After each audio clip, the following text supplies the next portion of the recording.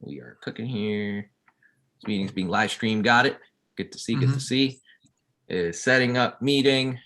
Hopefully, we got a few folks ready to roll here on our video page. All right. I think we're cooking. I think we're warming up. And we're good to go. All right. Hoosier Nation, Indiana goes into the Bahamas, and they were on a business trip.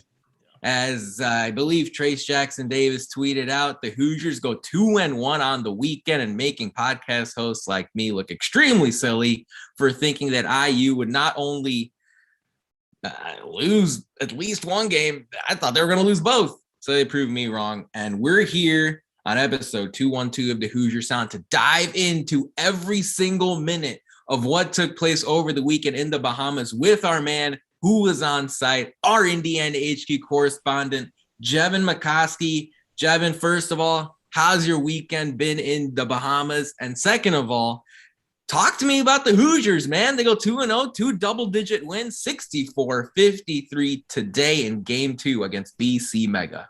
Yeah, the weekend's been good. Been able to watch a lot of preseason football, getting to see all those rookie quarterbacks get out there and make their mark on the league.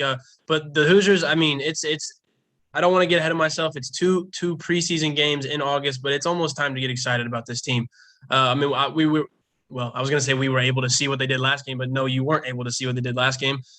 It was a very different game. This one was. The shots, they didn't shoot the ball as well. But the one thing that remained a constant was the defensive intensity, being able to force turnovers and limit their own turnovers, which is something Mike Woodson touched on after the game. He said, if we can stay below 12, I'll be happy and we won't have to run. And they only had 3 turnovers a day. So they were able to stay below that mark and be able to not limit their turnovers, which in return, the less turnovers you have, the more opportunity you have to score the ball.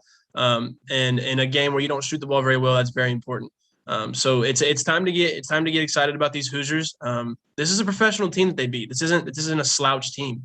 This is a professional team from Serbia, and they do have Nicola Jovic, who again today didn't play the best, but he is a 2022 potential lottery pick. So get excited about these Hoosiers. They played really well today. You're muted. One more time. Here we go. It's a 64-53 win over BC Mega. The Hoosiers had a pretty balanced attack in this game today. The leading scorer was not Trace Jackson Davis. It was Pitt transfer Xavier Johnson, who took 14 shots to score 13 points. The Hoosiers win both games in double digits after coming through 79-66 back on Friday night. And just to be clear, all of you can go back and listen to our podcast on Friday night to episode 211. We dove into each player and talked about what kind of things they did in that game and what kind of improvements they made in the offseason. It is perfectly still a podcast you can listen to. We're not going to dive into each player today. We're going to focus more on big picture things, focus more on the adjustments that the Hoosiers made between game 1 and game 2. The first thing I wanted to bring up to you, Jevan, today is that after 3 minutes, Northwestern transfer Miller Kopp picked up an injury. He hit a 3 to start the game. In fact, IU jumped out to a 6-0 lead before he got hurt. Talk to us a little bit about what happened to Miller Kopp as one of the few people who had a pair of eyes watching the action in the Bahamas. What happened to Miller Kopp, and what should Hoosier fans expect about his recovery here going forward? Yeah, like you said, we started out 6-0. We came out, Race hit a 3, and then immediately after Miller hit a 3, he did get another shot up. It was a mid-range pull-up, and then it seemed like the very next offensive possession down, there was a layup that was taken. It was missed, and he aggressively went after the offensive rebound. And when he came down, it took him a minute to get up. He immediately went down and grabbed his right ankle. He was able to get up eventually. It took a minute or two, but he was able to get up, walk away with a limp. He sat on the bench for a second, and then he went back to the locker room with a trainer. When he came back out to the bench, it was only a 10-minute span, but when he did come back out, his right foot or his right shoe was off, and he did have ice wrapped around that foot and ankle. But Coach Woodson afterwards did speak on it a little bit. He said that, he's going to be okay. He's not too worried about it. And I, on my way out into my hotel room, did see Miller Kopp and asked him, or told him to just, rest that ankle. Don't put too much pressure on it. He looked at me and he said, he's going to be fine, not to worry about it. Just a little precautionary thing. There's no reason for him to push anything. It is August. So to keep the players healthy, and he'll be okay. And he's someone that we're going to have be okay, because he's going to be an important role. He's going to play an important role this year for the Hoosiers. Yeah, definitely someone who popped in the Friday night victory against BC Mega. He had the highest plus minus of anyone on the team in that Friday night win. Today, the Hoosiers come through 64-53 over BC Mega. Welcome to all of you who are listening and who are watching the YouTube live stream. We're also going to upload this podcast wherever you listen to podcasts. Be sure to follow us at IndianaHQ on Twitter, at the Hoosier Sound, as well on social media, to make sure that you have us, your one-stop shop for all sorts of IU football, IU men's basketball coverage, as well as all the other sports that take place at Indiana University. We got fall season coming up, volleyball, men's soccer, women's soccer. We're going to have all the coverage for you in the weeks and months to come. Jevan, in addition to Miller Kopp's injury, there was once again no Logan Duncombe, no Anthony Leal, and no Michael Durr. Just super high level. Are there any serious concerns with those three players? Are they in any jeopardy of missing the season opener coming up in early November? So as far as Michael Durr, we're not really sure what the injury is. I'm going to go ahead and assume it is a leg injury, because the last two games, on Friday he came out and he had a little patch on his left leg, and it was connected to a wire. It seemed like something that was maybe sending like a little bit of shock down to his leg. But with Logan and Anthony, they were both out today warming up. They were getting shots up pregame, but just whenever the time came for the game, they went back into their sweatsuits, along with Michael Durr. So I don't think it's anything too serious. I think, again, with Miller's injury, it's just kind of something that's precautionary. Like, again, it is only August, so there's no reason to push any injuries and make them more extreme than they may already be. But I don't think it's anything that fans should worry too much about.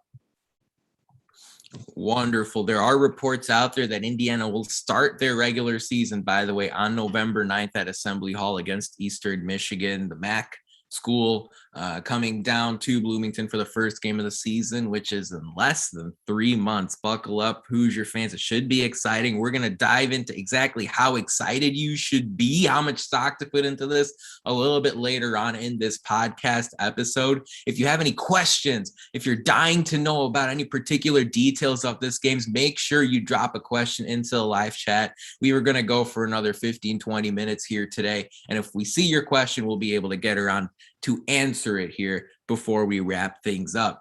Jevan, in between game one and game two, what kind of big picture adjustments did you see Indiana make?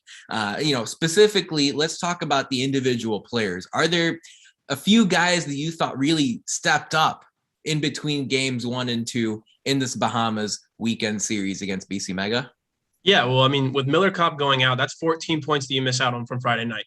And so the big question was, who was going to step up? And in the last podcast, we talked about Xavier Johnson being aggressive and getting downhill, but shots not really going in. Today, he was much more aggressive. I didn't think he could be more aggressive, and he was attacking the rim, and it showed. He led the team with 13 points, a positive plus minus of 24, which is the highest on the team. He also had 7 assists, so he's not only creating for himself, but he's creating for others.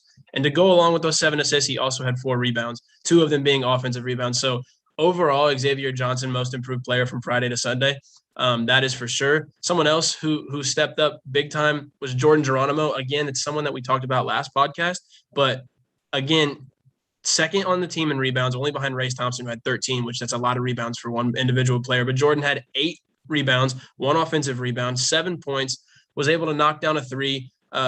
Trace Jackson Davis, after the game, spoke on it a little bit. He said last year Jordan was just so raw, and he took this last summer to really develop his talent and to get in the right mindset. He said last year he made a lot of mental lapses, but this year to not expect any. He said Jordan is locked in, and he's ready to have a big breakout season, which is something I think every IU fan can get behind. And another player that stood out, again, is Tamar Bates. I get it. He's a 5-star freshman, but he's still a freshman. And to be able to come out and take a confident 7 shots, be able to score 11 points, it's again another reason why IU fans should be excited moving in to the season. And Tamar was the substitute for Miller Kopp in the second half. Tamar ended up starting the second half, which is something that I don't know if it's going to be Miller Kopp. It might be somebody else, but it's something that you might see halfway through the season. I would expect Tamar to be starting halfway through the season for your Indiana Hoosiers. Ooh, that's a big statement. I mean, he did not start today. It was the same five that we saw, but really intriguing to hear that Bates could be an expected starter for the Hoosiers as we head into, or at some point in the case of this 2021-22 basketball season. Let's talk about some bigger picture adjustments, Jevan. Did you see Indiana do anything differently on defense, on offense, in transition? Any of the starters or bench schemes, anything different you saw there after Indiana's double-digit win on Friday going into this game on Sunday afternoon? Yeah, so I don't know if there were necessarily any pregame adjustments that had to be made, but there were definitely in-game adjustments that were evident. BC Mega did a lot of doubling on ball screens, and Trace talked about it a little bit at the end of the game. He called it ice. They would ice on a ball screen, doubling the person with the ball, and it just made it. And that's another reason why Xavier had 7 assists, is because he did such a great job of backing the ball out, not driving the ball right into a double team and finding the open man. You saw a lot of hockey assist, which if you don't know what that is, it's a pass that led to another pass that led to a basket. Saw a lot of that defensively. There weren't really any adjustments because honestly, BC Mega didn't do anything different on offense. They're a big team. They like to play inside out. They did knock down a couple more threes than they did on Friday, but that's going to happen with basketball games. You're going to have games where people shoot well and people don't. But this is the exact type of game that Mike Woodson was talking about leading up the last 2 months, where they focused on defense to where even if they have an off shooting night, they're going to be in a game because their defense and their conditioning is so next level. Like I genuinely think this is a great defensive team.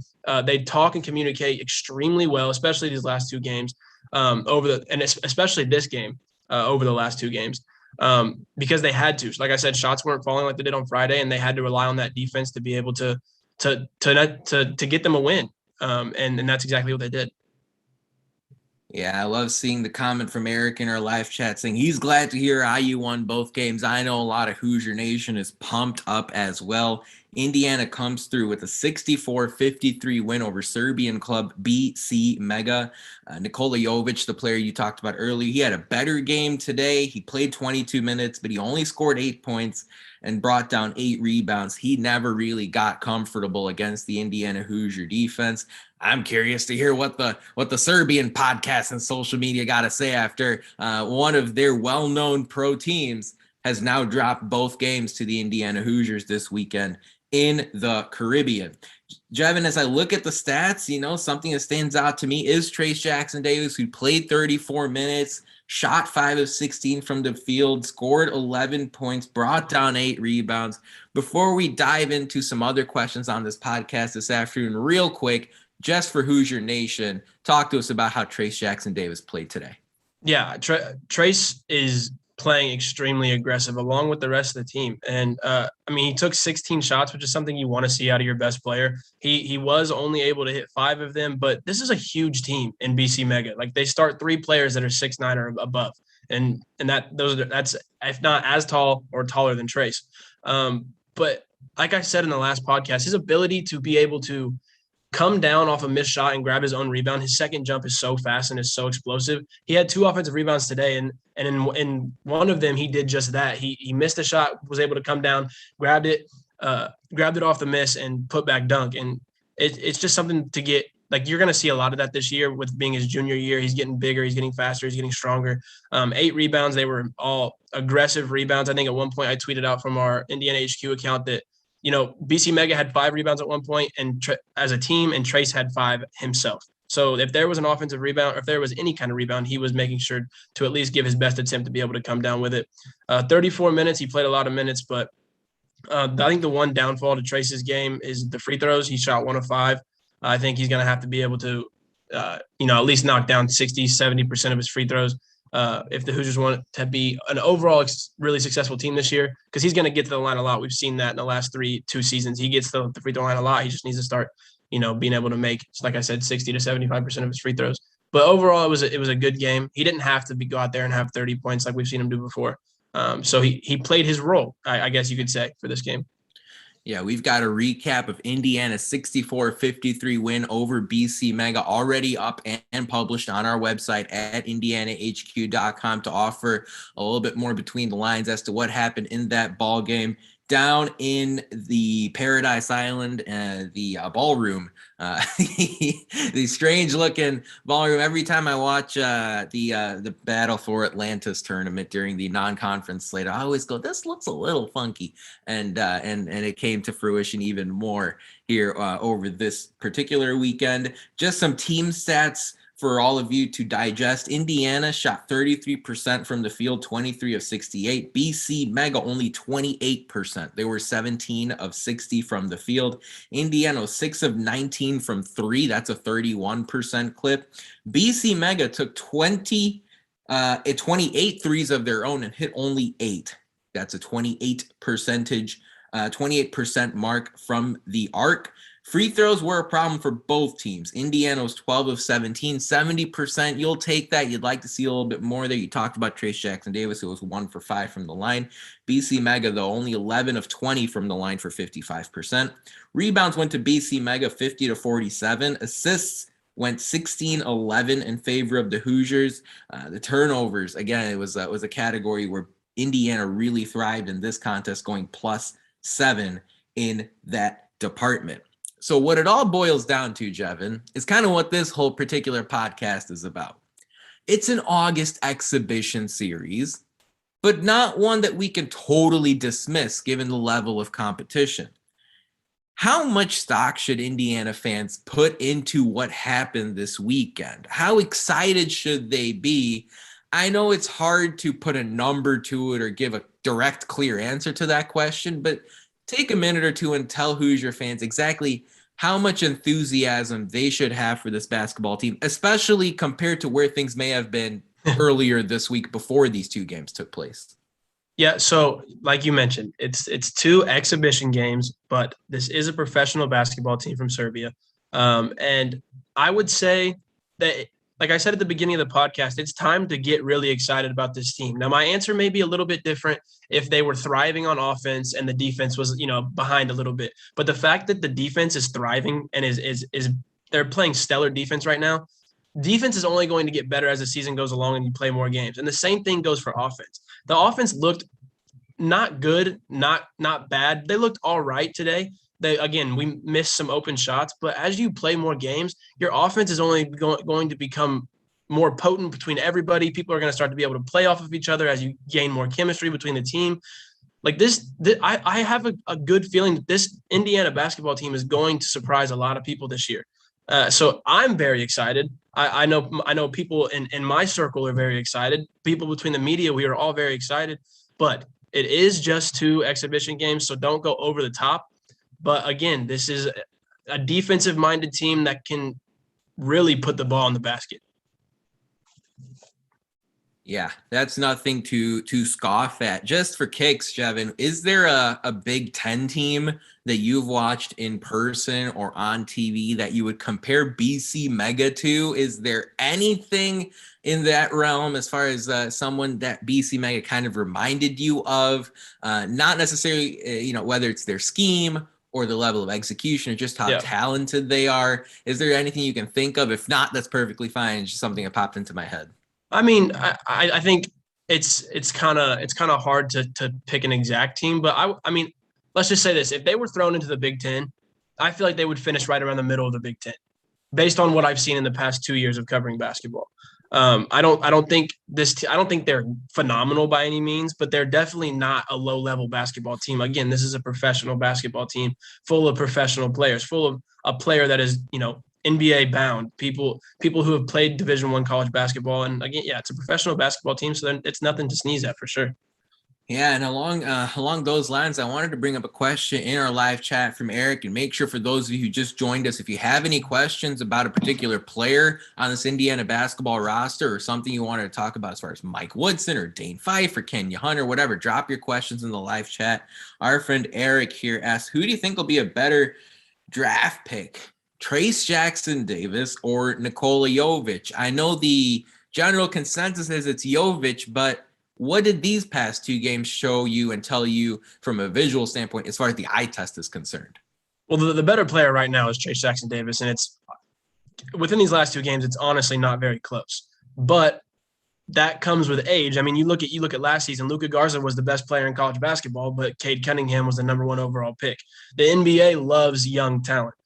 So who will be the better NBA player and better draft pick? It's kind of hard to tell right now. Again, it's only 2 exhibition games, and I haven't seen Jovic play before this. But he's definitely a talented player. But I think he does have a lot of work if he wants to be a projected lottery pick.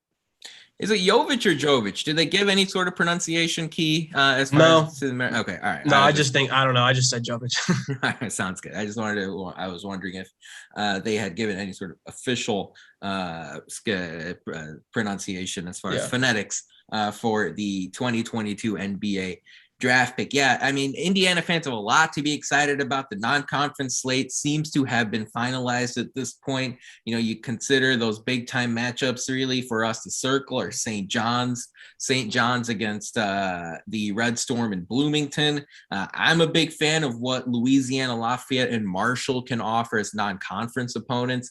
They both come to Bloomington as well. You've got the Big Ten ACC Challenge at Syracuse, the Notre Dame game, and the Crossroads Classic. So all in all, a good slate that will test Mike Woodson and the Indiana Hoosiers going into Big Ten play. And of course, the conference once again as loaded as ever, especially considering decisions of guys like Kofi Coburn to return to Illinois instead of moving on to the next level. Jevan, from a couple, statistical things from individual players that stood out, I wanted to get your 2 cents on these matters. I noticed that Christian Lander, he did not come in until the waning stages of the game. He finished with, once again, the lowest playing time among all healthy scholarship players with 2 minutes, 52 seconds of game time today. How much should Indiana fans look into that? What are your thoughts and comments on Christian Lander from this weekend? So from this weekend, I know I'm referencing the last podcast a lot, but I know he only played 2.5 minutes this game. He played a little over 7 minutes last game. He's much more under control. He's playing almost like more smooth. He's just under more control and he's more relaxed when playing basketball now. And it's so hard. Like we know that he, skipped his senior year of high school. He came to IU a year early.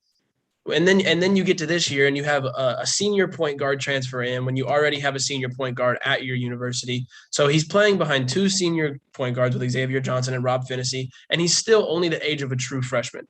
So I don't think you should really look into it that much because Xavier Johnson's touched on this before. He wants to be that veteran and that older player that Christian Lander can build off of. He wants to be that mentor for Christian Lander to where next year when there isn't an older guard, Christian Lander will be ready and he will have that experience and he will be able to say that he's been taught by people who were able to, compete at a very high level. And I think this year is going to be very important for Lander. It might not be a year where you see him play a ton, but it's going to be very necessary for him to be able to have success in the years to come.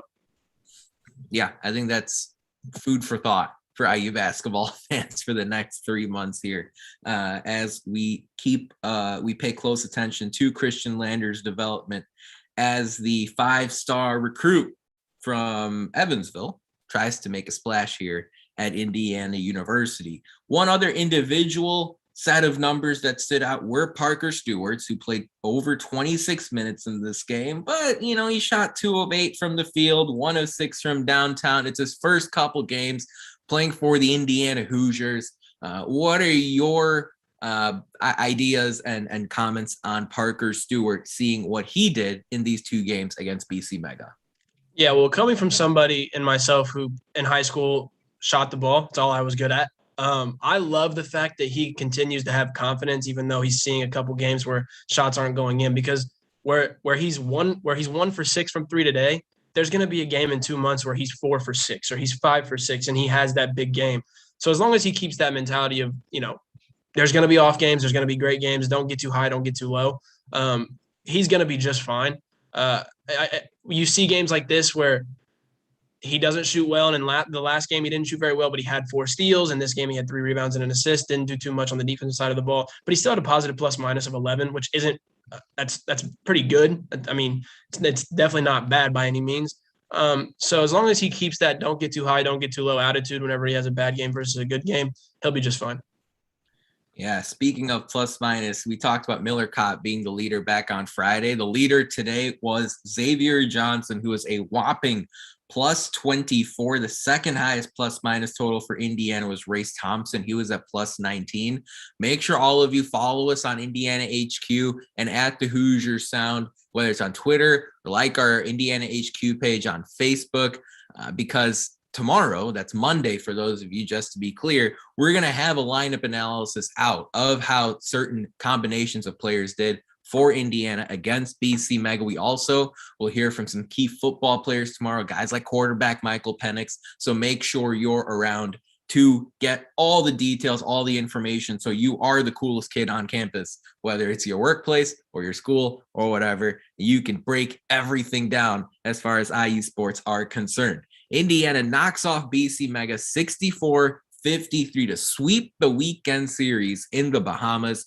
The Hoosiers were led today by Xavier Johnson, who had 13 points. And he, like I said earlier, he was a plus 24 from the field. He also chipped in with a steal and a block. Indiana really dominated the entire weekend. Fun fact, they never trailed. The Hoosiers, over the course of 80 minutes against the Serbian club, combining Friday and Sunday, never fell behind. So one of the big picture questions down there will be how Indiana deals with adversity, right? It's all fun and games until you get punched in the mouth. But that's something we can talk about on our podcast episodes in November or December or January. Jevan, as we wind down today on this Sunday afternoon, for most people, it's a day of prayer and relaxation, but not for IU basketball fans who I know wanted every bit of detail about this Bahamas weekend series. What are your closing thoughts here as you wrap up shop in the Bahamas and head back to beautiful Bloomington, Indiana? Yeah, my closing thoughts are, again, let's get excited about this team. I think it's time for the excitement to match the hype that we've had in the last couple of years, because this team is very good. They're from top to bottom. They're extremely deep. We had 3 players who didn't play today that are going to the Michael Durr is going to get big minutes, maybe not big minutes, but he will get productive minutes. Same thing with Anthony Leal. Logan Duncan, maybe not as much, but that's only because he's a freshman. And then I know we touched on it a little bit earlier with Christian Lander, but when you have your starting and bench point guard in Xavier Johnson and Rob Finney combined for 13 assists and only have 3 turnovers in one game, there's not a lot of room to try and fit somebody else in. So don't get too upset if you're a Christian Lander fan. His time is going to come, and this time is very necessary for him to be able to grow as a player. But this team they're going to be fun to watch this year, and buckle up. It's going to be fun.